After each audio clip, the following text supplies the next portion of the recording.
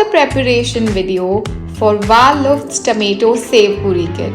First up, unbox the Tomato Sev Puri Kit in which you will find everything you need. Crunchy puri papdi, sev, boiled masala potato flakes, tomato chutney and tangy 3-in-1 chutney.